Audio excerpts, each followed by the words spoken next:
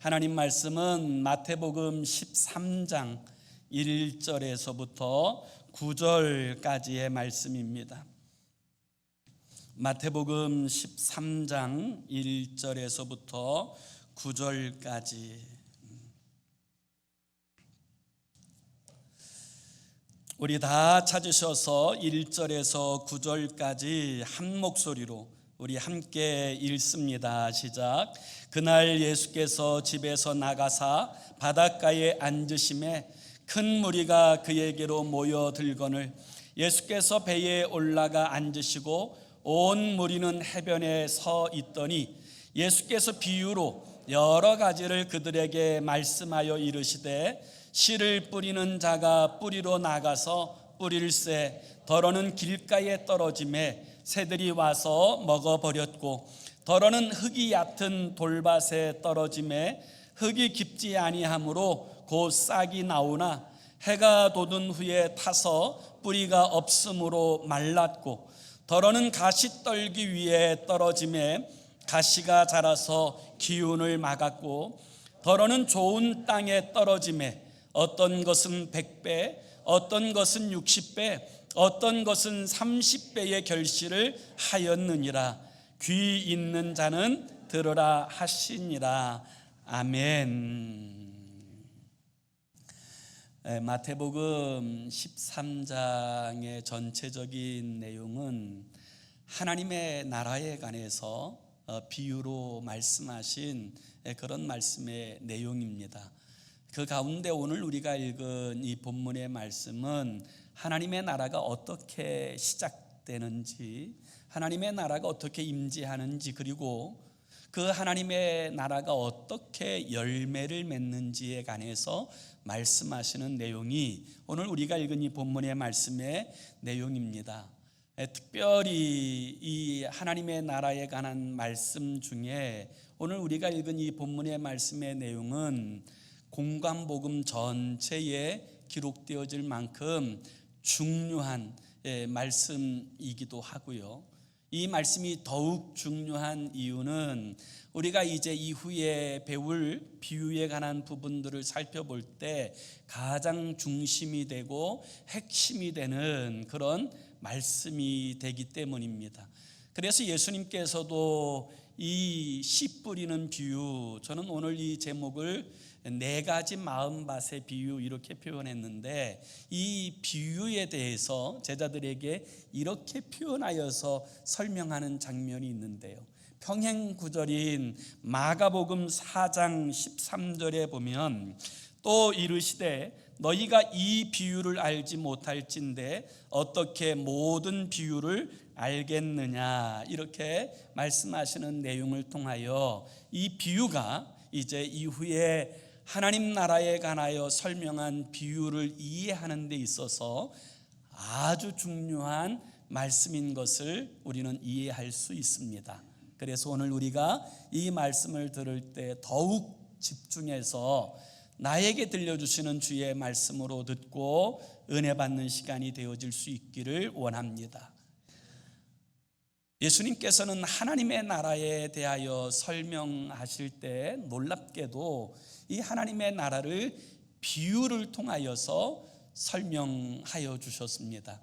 예수님께서 비유를 통하여 하나님의 나라를 설명하신 이유는 빈부귀천 가리지 않고 또 남녀노소 가리지 않고 누구나 쉽게 이해할 수 있도록 하나님의 나라를 설명하시기 위함이라는 것을 알 수가 있습니다. 그렇지만 이 비유의 말씀이 누구나 다 알아들을 수 있는 말씀이긴 하지만 이 비유 가운데는 놀랍고 풍성한 하나님의 오묘한 진리가 담겨져 있습니다.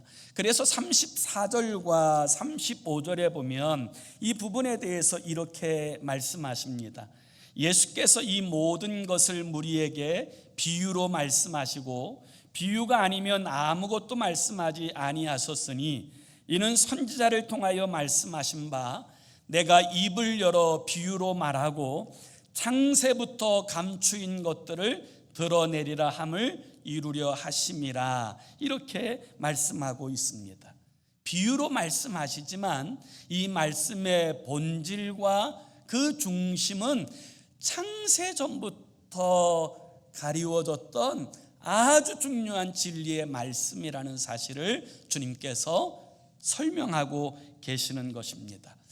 이 비유라고 하는 것은 어떤 의미에서 이중적입니다. 어떤 사람들은 이해하기 쉬울 수 있는데 이 반면에 어떤 사람들은 오히려 더 이해하기 어려운 부분이 되어지는 것, 이게 비유의 말씀이지요.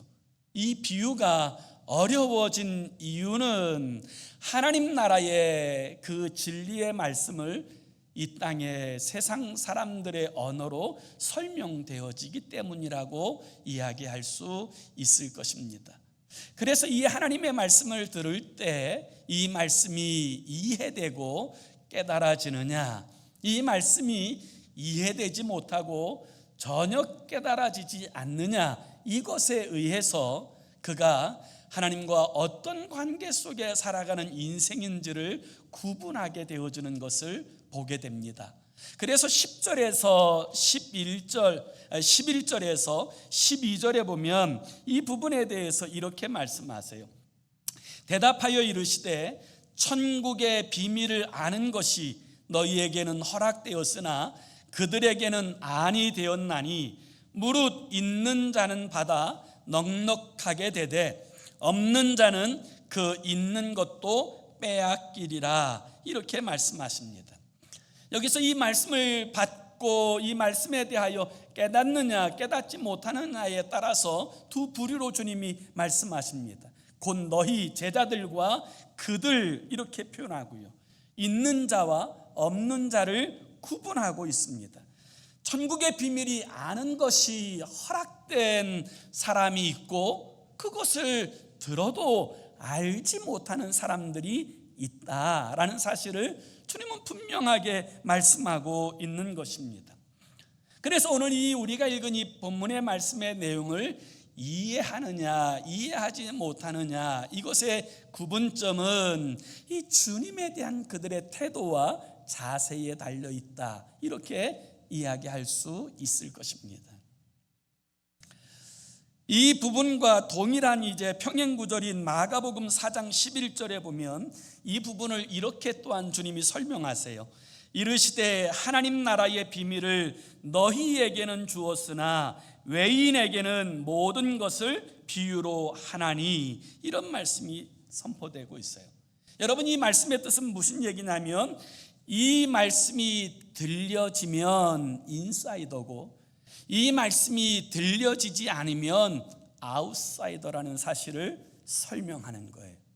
다시 표현하면 이 하나님 나라에 관한 이 비유에 대하여서 이 말씀이 내게 들려지고 깨달아지면 바로 제자와 같이 하나님 나라가 임한 백성이고 이 나라의 그 하나님 나라의 이 비밀이 비유를 통하여 선포되어질 때 귀로는 들려오지만 마음으로는 전혀 깨달아지지 않는다면 그는 문제가 있다는 것입니다. 우리는 이 부분들을 확실하게 할 필요가 있습니다. 하나님의 나라의 말씀이 들려와야 하나님의 통치 아래 살아가는 인생을 살게 되어지는 것입니다. 그래서 주님은 오늘 본문 9절에 귀 있는 자는 들을지어다 이렇게 말씀하고 있습니다. 여러분, 귀 없는 사람이 어디 있겠어요? 그런데 여기서 말씀하시는 귀 있는 자는, 이 귀는 영적인 하나님의 말씀을 들을 귀가 표현되는 거예요. 이 영적인 하나님의 말씀을 들을 수 있는 사람들은 영적인 사람들이에요. 그러나 이 영적인 하나님의 말씀이 들려오지 않는 사람들은 육적인 사람들인 것을 주님은 분명하게 말씀하고 있어요. 그리고 동시에 주님은 이 말씀이 들려올 때 그 영혼은 살게 되어질 것을 말씀하고 있는 거예요. 하나님의 말씀이 내게 진심으로 들려오고 그 말씀이 내 마음에 닿아지게 되어지면 그 영혼은 거듭나게 되어지는 줄로 믿습니다. 성경 이사야서 55장 3절에 보면 너희는 귀를 기울이고 내게로 나와 들으라. 그리하면 너희 영혼이 살리라. 그렇게 말씀하세요. 정말 주의 말씀이 들려오면 영혼이 살아나는 역사가 있게 되는 줄로 믿습니다. 에스겔 37장에서 하얗게 말라버린 마른 뼈를 향하여 하나님의 말씀이 선포되고 이 말씀이 그들에게 닿는 순간 그들이 살아나게 되어지는 환상을 보았던 것처럼 사도 베드로를 통하여 하나님의 살아있는 말씀이 선포되어지자 해골 같은 그 영혼들이 하루에 3,000명, 5,000명이 주께로 돌아와 구원 얻는 역사가 일어나게 되어진 줄로 믿습니다. 오늘날에도 하나님의 말씀이 진실로 내게 들려오느냐, 정말 그 말씀이 내 마음에 와닿고 깨달아지느냐, 그렇지 않느냐의 이 여부에 의해서 우리의 신앙생활의 성패가 결정되어지는 것에는 틀림이 없습니다. 요한복음 5장 25절에 주님은 그래서 이렇게 말씀하십니다. 진실로 진실로 너희에게 이르노니 죽은 자들이 하나님의 아들의 음성을 들을 때가 오나니 곧 이때라. 듣는 자는 살아나리라. 하나님의 말씀을 듣는 자는 누구든지 살아나게 되어집니다. 그런데 왜 오늘날 많은 사람들이 교회에 출입하는 중에도 거듭나지 못할까요? 소위 하나님의 말씀을 듣는다고 하는 이 무리들 가운데서도 아직도 하나님 나라와 상관없이 살아가는 사람들이 존재하고 있을까요? 오늘 성경은 그 부분을 아주 중요하게 이야기하고 있습니다. 오늘 우리가 이 본문의 말씀을 이해하기 위해서 먼저 살펴봐야 될 것이 있는데요, 우리 한번 3절의 말씀을 함께 같이 읽습니다. 3절 시작.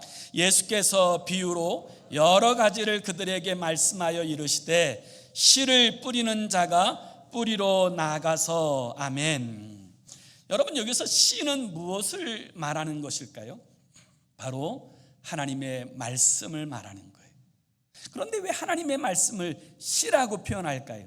그 이유는 이 씨에 생명력이 있는 것 같이 하나님의 말씀에 생명력이 있기 때문에 그렇습니다. 하나님의 말씀은 살았고 운동력이 있는 생명 있는 말씀이에요. 그래서 이 생명 있는 말씀이 실제로 내 삶에 들어오면 그 삶이 살아나는 거예요. 실제로 내 영혼에 닿으면 그 영혼이 소성하고 거듭나게 되어지는 줄로 믿습니다. 그래서 이 씨는 하나님의 말씀을 말하는 거예요. 여러분, 설교는 이 씨를 뿌리는 시간이에요. 그래서 설교자는 항상 기대감이 있어요. 이 가운데 한 사람이라도 이 말씀의 씨를 받고 구원받는 자가 있으리라, 거듭나는 사람이 있으리라, 이런 마음의 기대를 가지고 하나님의 말씀을 전하는 거예요. 목사는 아무것도 아니지만 이 말씀에 능력이 있기 때문에 이 말씀이 닿는 순간 그 영혼이 소성하고 거듭나게 되리라고 하는 이 기대를 가지고 주의 말씀을 선포하는 거예요. 주님은 우리에게 너는 때를 얻든지 못 얻든지 주의 말씀을 선포하라고 말씀하셨어요. 어느 때 이 씨앗이 어떤 사람에게 닿아서 그 영혼을 소성시킬지, 어느 때 그 사람을 거듭나게 할지 알지 못하기 때문에 우리는 때를 얻든지 못 얻든지 이 복음의 말씀에 씨앗을 뿌리는 주의 사람이 되어야 되는 줄로 믿습니다. 그것이 주님께서 우리에게 부탁하신 거예요. 그리고 두 번째로 우리가 이해해야 될 것은 오늘 본문에 나오는 땅, 밭이라고 하는 개념이에요.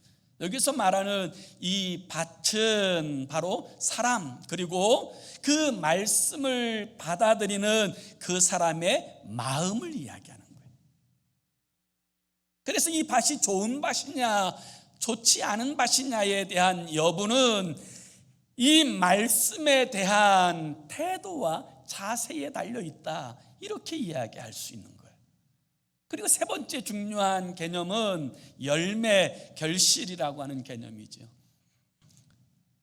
이 열매라고 하는 이 표현은 하나님의 말씀에 대하여 어떤 자세와 태도로 받아들이느냐의 결과에 따라 주어지는 이 결실을 열매 혹은 결과, 이렇게 말씀하고 있는 거예요. 자, 오늘 우리는 이 네 가지 마음밭에 관한 이야기를 함께 묵상할 것입니다. 오늘 우리는 진지하게 우리는 이 네 종류의 마음밭 가운데 어디에 해당되는 마음밭인지 우리 자신들을 한번 돌아봤으면 좋겠어요. 좀 진지하게 스스로 확인해 보는 시간이 되었으면 좋겠어요. 이 네 가지 마음밭의 첫 번째는 길가와 같은 마음밭이에요. 길가와 같은 마음밭. 오늘 성경은 이 길가와 같은 마음밭에 대한 정의를 뭐라고 설명하냐면 우리 4절의 말씀도 같이 읽습니다. 시작. 뿌릴새 더러는 길가에 떨어짐에 새들이 와서 먹어버렸고, 이렇게 말씀하십니다. 첫 번째 등장하는 마음밭은 길가와 같은 마음밭이에요. 씨앗이 길가에 떨어졌어요. 옛날 파종법은 지금처럼 밭을 다 고르게 한 다음에 파종하는 것이 아니라 다 씨를 뿌린 다음에 그 다음에 이제 그곳을 고르게 하는 그런 이 원시적인 파종법을 가지고 있었는데, 그래서 이 씨 뿌리는 사람은 어디에나 씨를 뿌립니다. 그러다가 이제 파종하는데 어떤 씨앗이 길가와 같은 곳에 떨어졌어요. 여기 길가에 떨어지자 어떤 일이 벌어졌냐면 그 씨앗을 새들이 와서 먹어버렸다. 오늘 성경은 그렇게 이야기하고 있어요. 그러면 이 길가와 같은 마음밭에 소유한 사람은 누구냐? 한마디로 이야기하면요, 이름만 기독교인이에요. 명목상 그리스도인, 이렇게 이야기할 수 있을 거예요. 무늬만 예수 믿는 사람, 그런 사람이라고 정의할 수 있지요. 그와 같은 사람들은 주님의 말씀에 대하여 듣기는 듣지만 한 번도 진지하게 이 말씀을 실천하기 위하여 고민하거나 이 말씀을 가슴으로, 마음으로 받아들이지 않습니다. 교회는 드나들지만, 그래서 귀로는 하나님의 말씀을 듣지만 마음으로 이 말씀에 대한 고민과 이 말씀을 순종하기 위한 처절한 이 고민 없이 그렇게 생활하는 사람들, 그들이 바로 길가와 같은 마음밭에 속한 사람이라고 이야기할 수 있을 것입니다. 그와 같은 사람들에게 말씀의 씨앗이 떨어졌더니 새가 와서 주워 먹어버렸다. 오늘 성경은 이렇게 이야기하고요, 이 일에 대하여 예수님이 뭐라고 해석하냐면 19절에 보면 주님이 이렇게 해석하여 말씀하세요.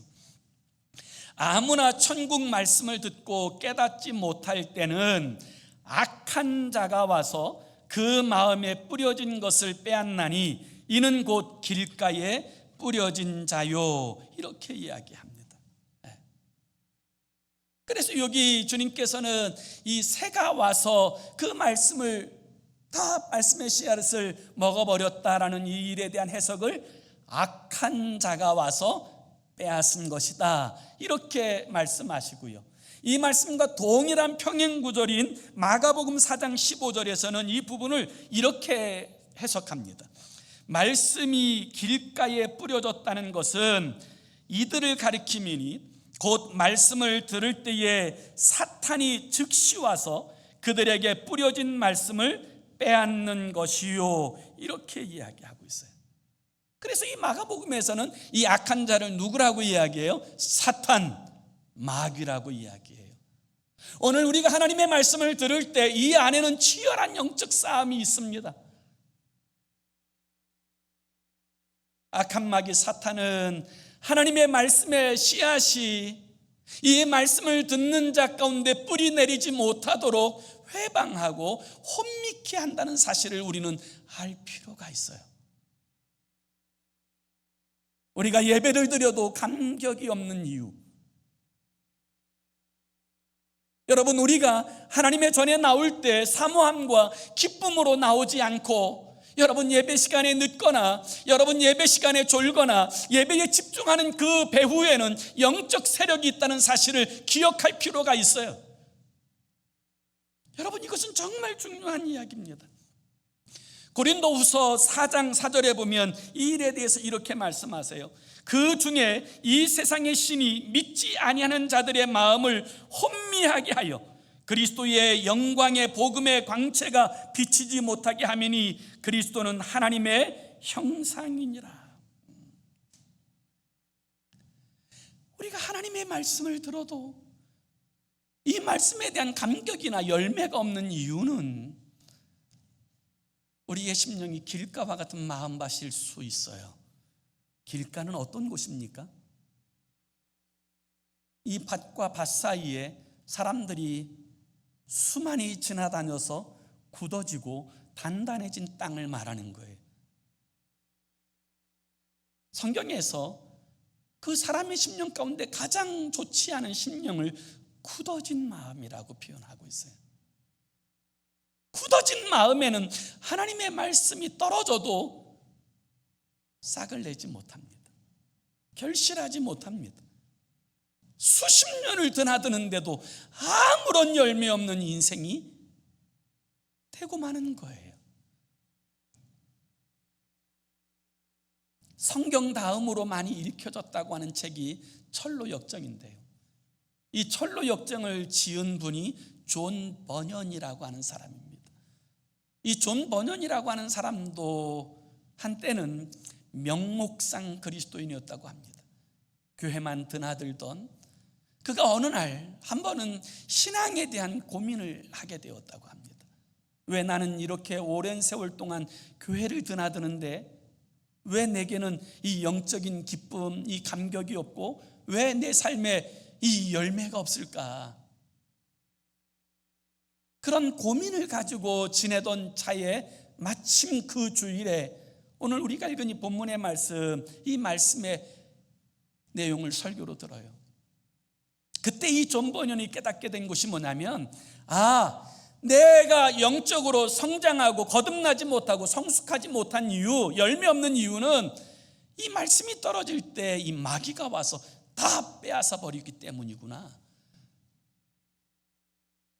이 사실을 깨닫고 나니까 너무 원통하고 분하더랍니다.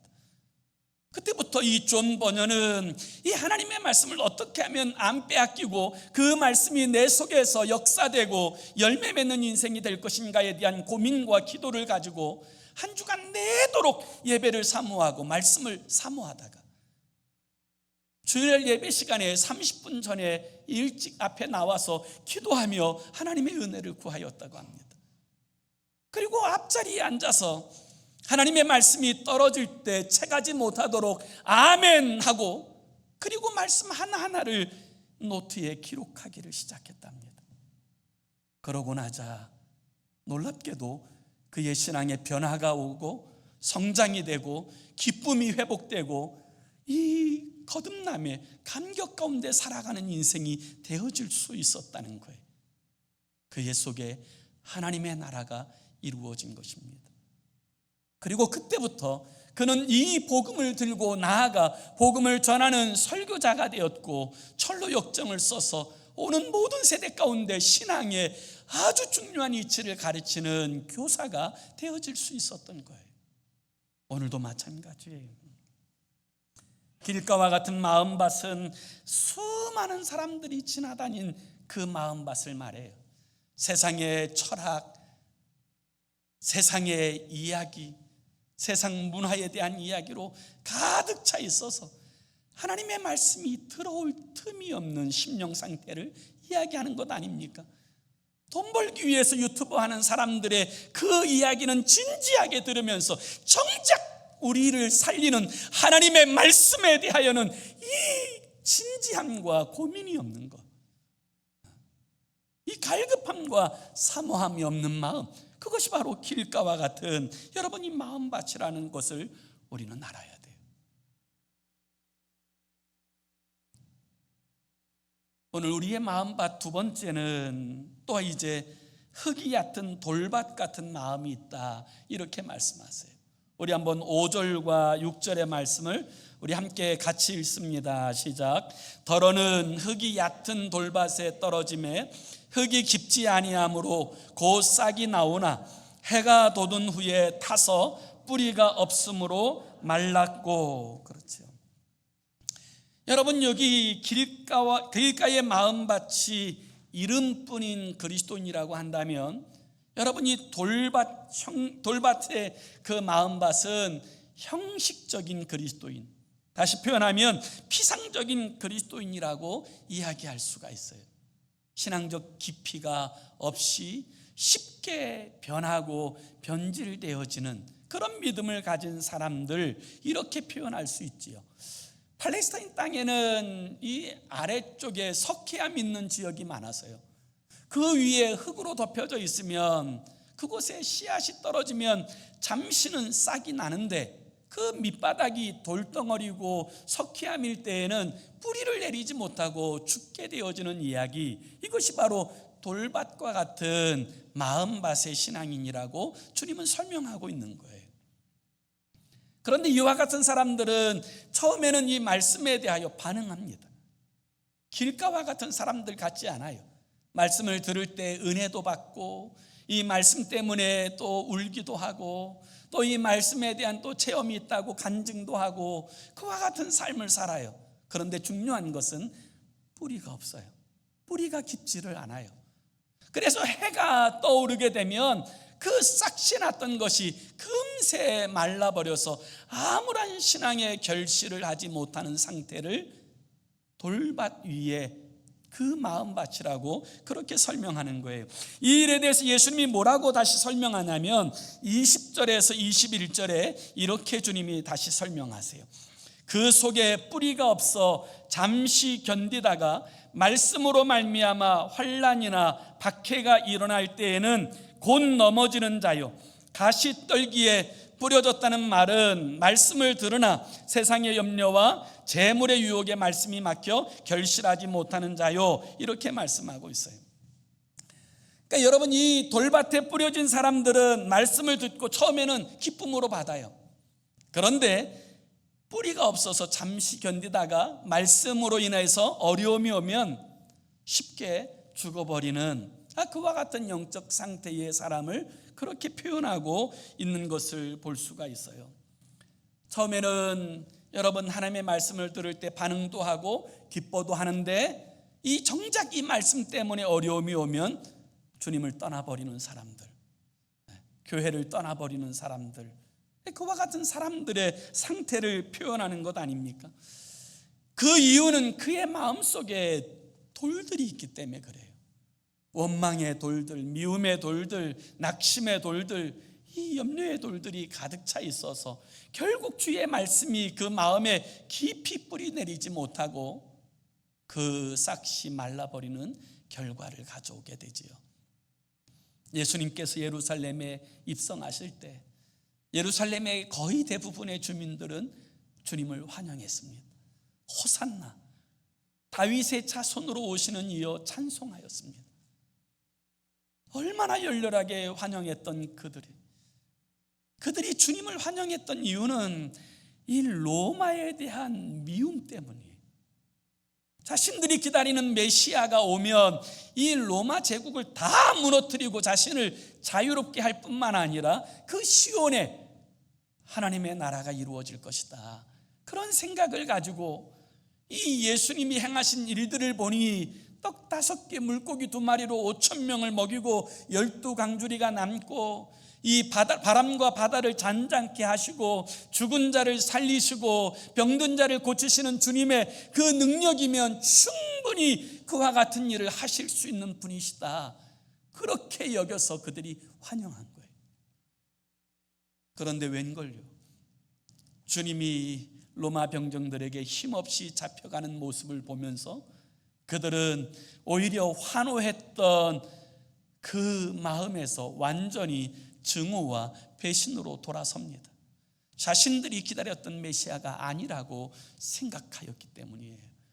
주님께서 그동안 말씀하신 말씀을 들어도 그 주님의 진리의 말씀으로 듣지 않고 자기 식대로 해석하고 그리고 그와 같이 행하였기 때문에 결국 그들은 돌아서서 예수를 향하여 오히려 십자가에 못 박으라고 소리치게 되었던 거예요. 여러분, 오늘 우리들의 삶의 자리에서 아직도 우리의 심령에 증오와 미움과 불신앙의 돌들이 있다면 여러분, 주의 말씀으로 다 깨부셔야 합니다. 사도 바울은 자신의 삶의 자리에서 그와 같은 것들이 드러날 때마다 나는 날마다 나를 쳐서 말씀에 복종케 한다고 하였어요. 예레미야서 23장 29절에 보면 여호와의 말씀이니라 내 말이 불같지 아니하냐 바위를 쳐서 부수뜨리는 방망이 같지 아니하냐 이와 같이 말씀하세요.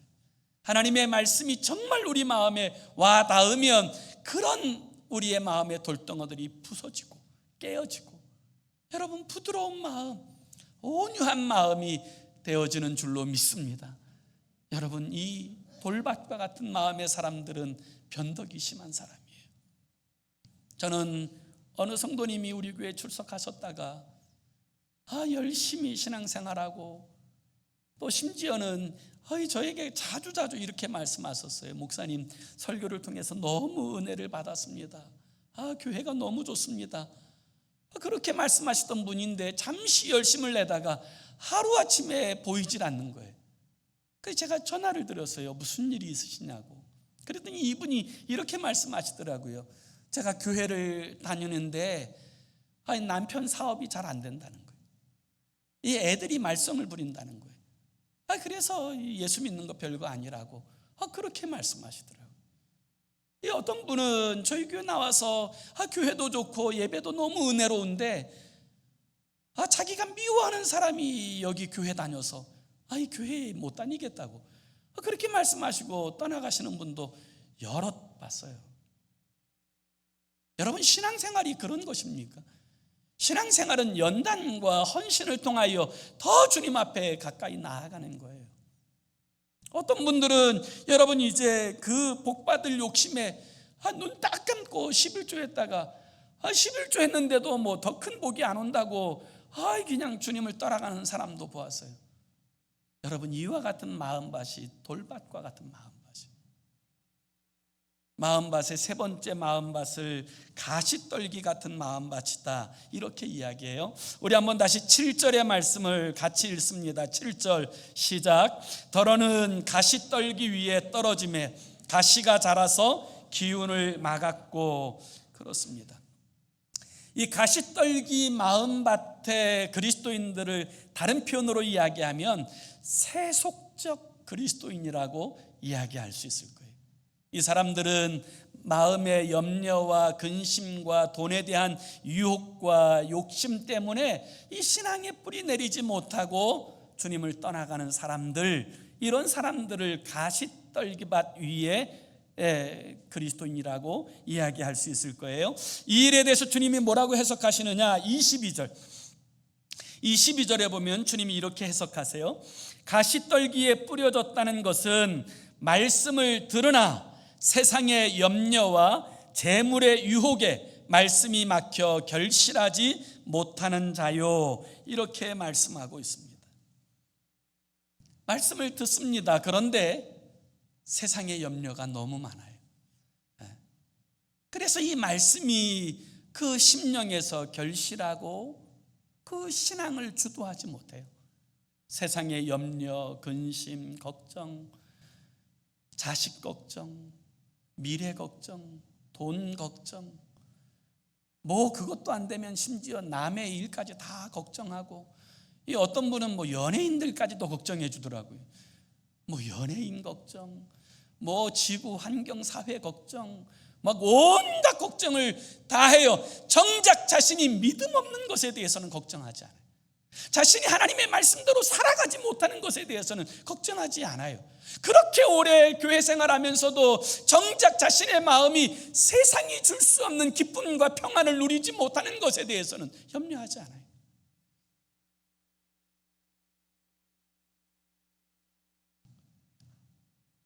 그 경상도에 어느 한 교회, 시골 교회에, 그 교회에 오래 다니신 연조 때문에 장로님이 되신 한 분이 계시는데요,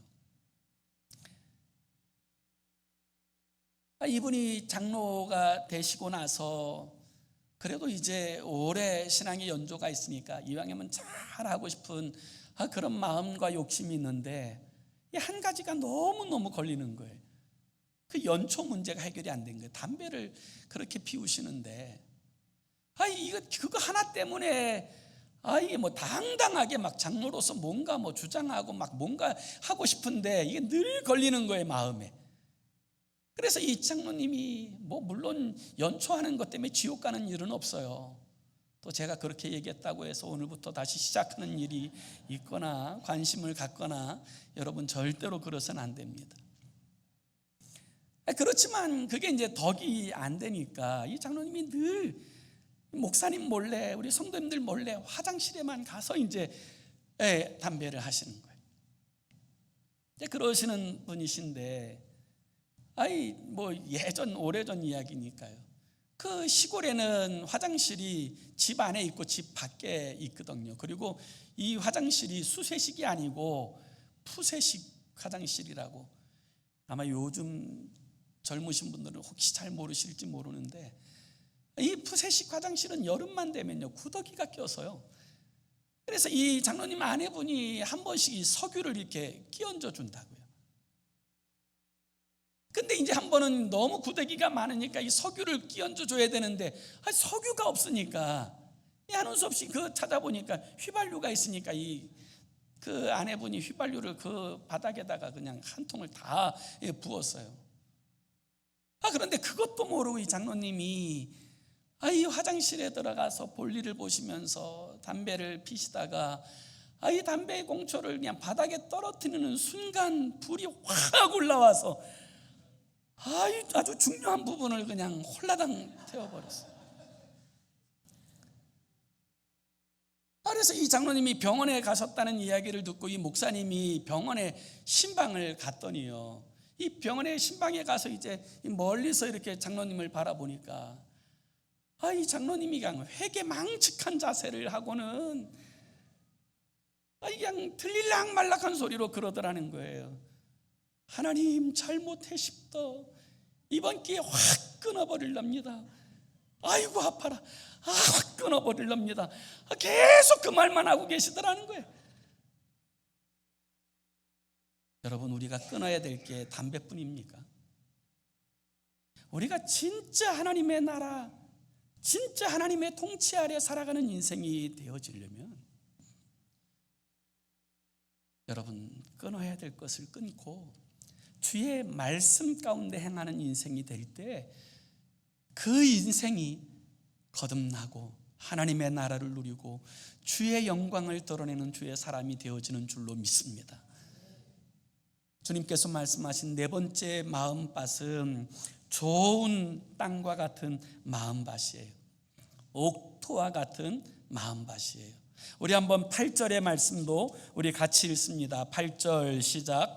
더러는 좋은 땅에 떨어짐에 어떤 것은 100배, 어떤 것은 60배, 어떤 것은 30배의 결실을 하였느니라. 아멘. 이 옥토와 같은 마음밭에 이 말씀의 씨앗이 떨어졌더니 100배, 60배, 적어도 30배의 결실을 하게 되었다라는 거예요. 여러분, 이 좋은 마음밭은 어떤 마음밭을 이야기하는 것입니까? 다시 한번 23절 예수님의 해석을 한번 보세요. 23절. 좋은 땅에 뿌려졌다는 것은 말씀을 듣고 깨닫는 자니 결실하여 어떤 것은 100배, 어떤 것은 60배, 어떤 것은 30배가 되느니라 하시더라. 아멘. 여러분, 여기서 중요한 것이 있어요. 이 좋은 땅은 어떤 땅이냐? 좋은 땅은 말씀을 듣고 깨닫는 땅이라는 거예요. 여러분, 여기서 중요한 이야기가 뭐냐면, 여러분, 이 좋은 땅, 좋은 마음밭은 어떤 마음밭이냐면요, 하나님의 말씀이 들려지는 거예요.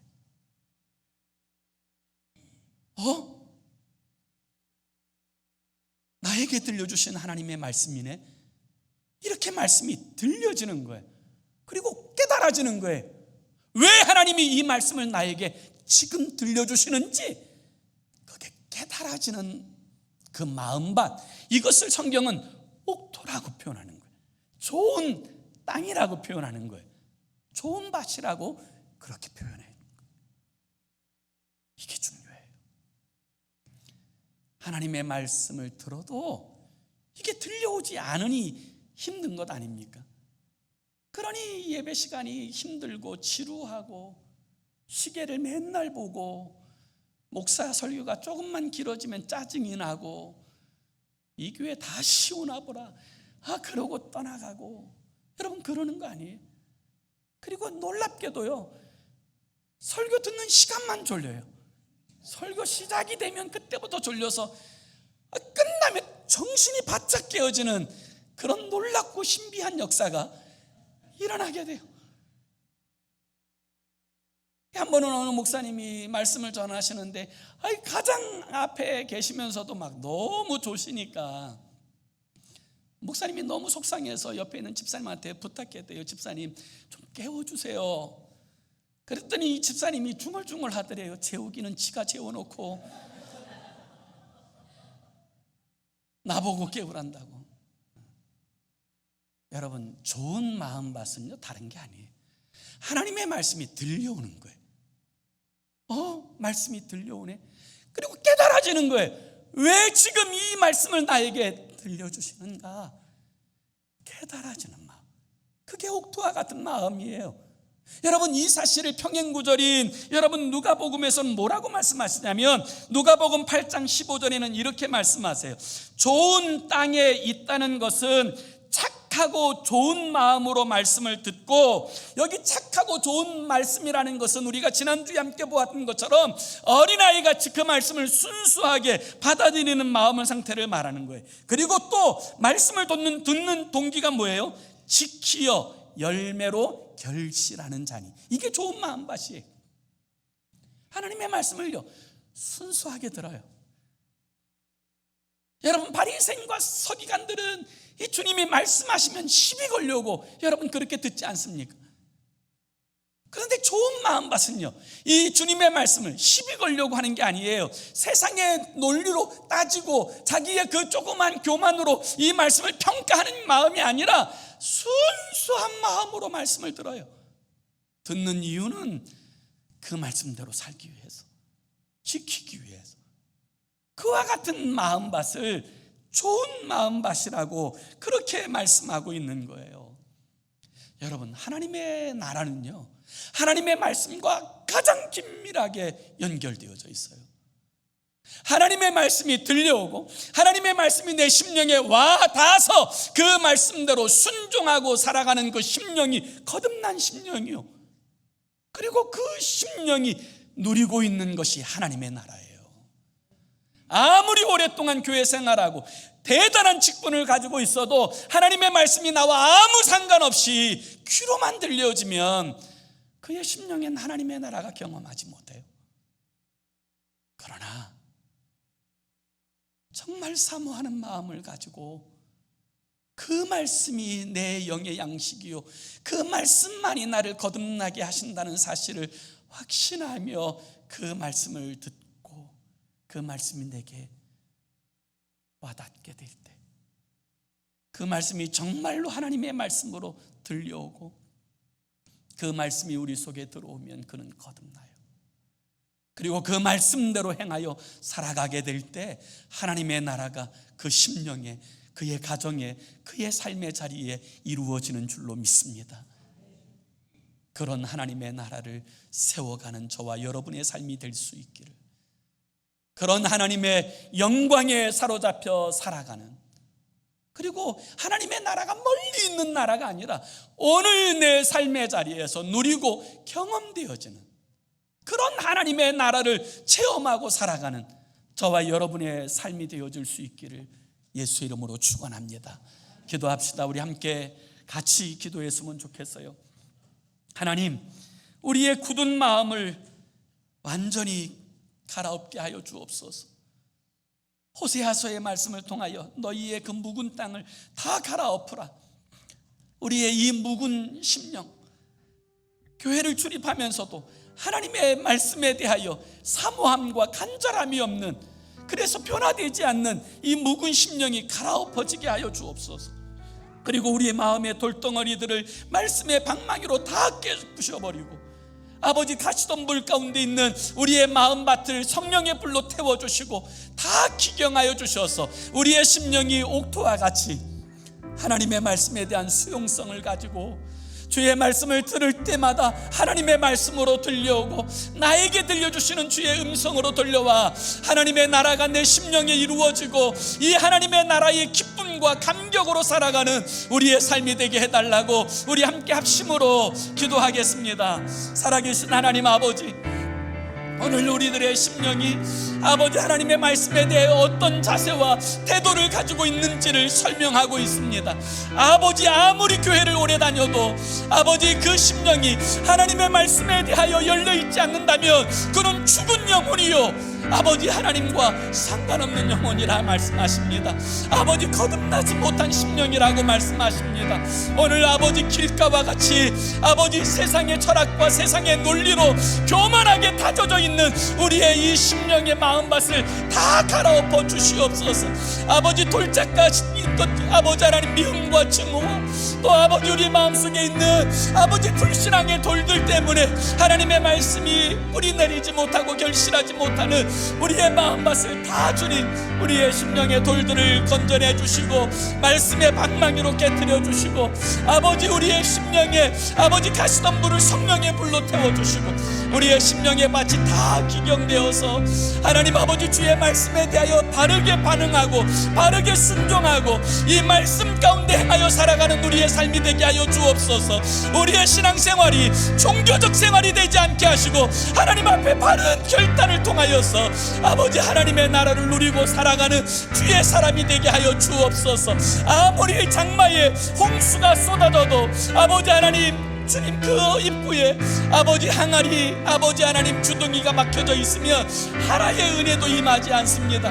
아버지 열려진 심령 가운데 주의 은혜가 임하고 열려진 심령 가운데 하나님의 나라가 이루어지는 줄로 믿사오니 오늘 우리들의 심령이 굳어지고 닫혀져 있다면 깨트려 주셔서 열린 심령, 사모하는 심령, 주의 말씀에 대하여 바르게 반응하는 심령이 되어서 아버지 하나님의 나라를 누리고 행하여 살아가는 우리의 삶이 되게 하여 주옵소서.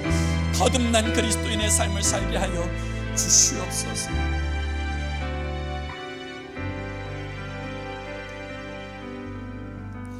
살아계신 하나님, 오늘 주님께서 우리에게 들려주신 주의 말씀을 통하여 우리에게 주시고자 하시는 하나님의 음성 듣게 하여 주옵소서. 오늘 지금 내 영적 상태가 어떤 마음밭인지 하나님 앞에서 솔직하게 진단하게 하시고 그와 같은 심령에서 어떻게 해야 되는지 하나님 영적 해답을 허락하여 주셔서 우리로 하여금 아버지 굳은 마음으로 살지 않게 하여 주옵소서. 길가와 같이 단단해지고 딱딱해져서 세상 논리로 가득 차 있어서 하나님의 말씀이 하나도 씨알이 먹히지 않고 아버지 형식적 종교적인 삶을 살고 있다면 하나님 우리의 심령을 다 갈아엎어 주옵소서. 가장 밑바닥까지 다 갈아엎어 주셔서 우리의 심령이 새로워지게 하시고 온유하고 부드러워지게 하시고 우리의 심령에 닿은 주의 말씀이 결실하는 주의 사람으로 거듭나게 축복하여 주시옵소서. 예수 그리스도의 이름으로 기도 올리옵나이다. 아멘.